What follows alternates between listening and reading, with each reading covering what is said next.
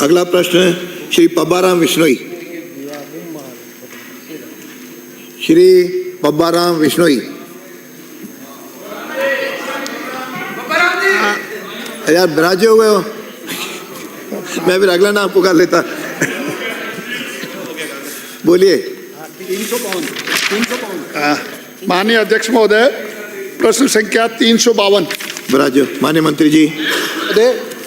खंड 1 विधानसभा क्षेत्र फलोदी में संचालित राजकीय विद्यालयों में संवर्गवार स्वीकृत व रिक्त पदों का संख्यात्मक विवरण माध्यमिक शिक्षा का परिशिष्ट क पर व प्रारंभिक शिक्षा का परिशिष्ट ख पर संलग्न है।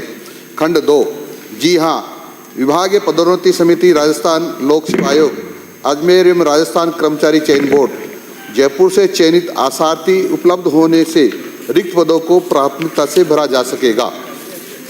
माननीय सदस्य। माननीय अध्यक्ष महोदय, मेरे क्षेत्र जो पश्चिम राजस्थान का बॉर्डर लगता है वहाँ पर प्रिंसिपल 115 में से 28 मौजूद है, वाइस प्रिंसिपल 80 में से 9 ही है, ग्रेड सेकंड के 581 में से 394, लैब असिस्टेंट 26 में से 14। इस तरह की स्थिति बना दी है। जिस समय में पिछली सरकार के अंदर 2013 से 18 में आप जब शिक्षा मंत्री थे उस समय में 70 से 80% सारे भरे हुए थे। अब पिछले कार्यकाल में इनके कुकर्मा का हतन हम भोग रहे हैं।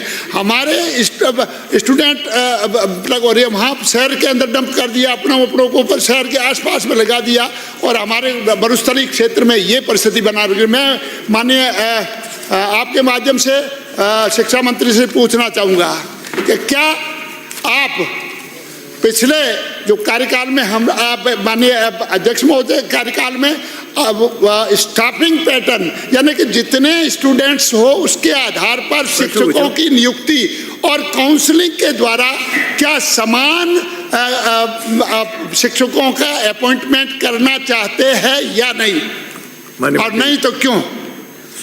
माननीय अध्यक्ष महोदय, माननीय सदस्य ने सच कहा है कि पूर्ववर्ती सरकार ने इन पदों को नहीं भरा और उसके कारण से वहाँ के विद्यार्थियों को बहुत सफ़र करना पड़ा। अब हमारे पास अभी हाँ सुन लो उत्तर आने दो। अभी हमारे पास हमने 5114 की डीपीसी रू डीपीसी कर ली है। इसमें पर्याप्त हमारे पास है। हमको शीघ्र ही इनको नियुक्ति देने वाले हैं। हम राजस्थान भर में समान अनुपात में इनको लगाएंगे। तो माननीय सदस्य से मेरा आग्रह है कि समान अनुपात में आपके यहाँ प्रिंसिपल के पद भर दिए जाएंगे और जिलों की अपेक्षा आपके यहाँ किसी प्रकार की कमी नहीं रखी जाएगी। माननीय सदस्य। माननीय अध्यक्ष महोदय, हुआ ये है कि जब अंग्रेजी विद्यालय खोले गए तो उस समय में वहाँ से स्टूडेंट्स कम हो गए, शिक्षकों को उठा करके दूसरी जगह नहीं अंग्रेजी पढ़ाने वाला है। अब उसका भी तो कुछ करो। अंग्रेजी विद्यालयों की उसकी समीक्षा करवा करके जो जहाँ पर जनता नहीं चाहती, वहाँ के अभिभावक नहीं जानते, क्या उनको आप समीक्षा करके उसको हिंदी विद्यालय में कन्वर्ट करने का विचार रखते हैं या नहीं?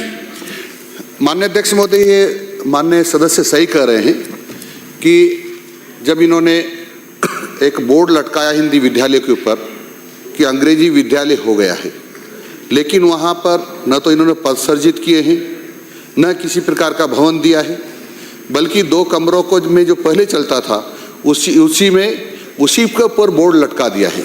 इसके कारण से कई विद्यार्थी स्कूल छोड़ गए हैं और छात्राओं के साथ तो इतना अन्याय किया है कि जिस प्रकार से राजस्थान सरकार छात्राओं को प्रोत्साहित करने के लिए पढ़ाना चाहती थी, लेकिन उसको को एजुकेशन में कर दिया है।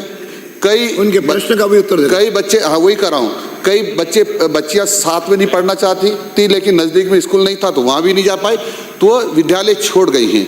और इसके कारण से अंग्रेजी नहीं पढ़ना चाहते थे तो बच्चे भी छोड़ गए हैं। यानी बच्चे भी छोड़ गए, छात्र भी छोड़ गए, छात्राएं भी छोड़ गई और उसके कारण से नामांकन कम हो गया। माननीय अध्यक्ष महोदय, यही नहीं हुआ बल्कि उनके रिजल्ट में भी काफ़ी कटौती हुई, क्योंकि वहाँ पढ़ाने वाले थे ही नहीं।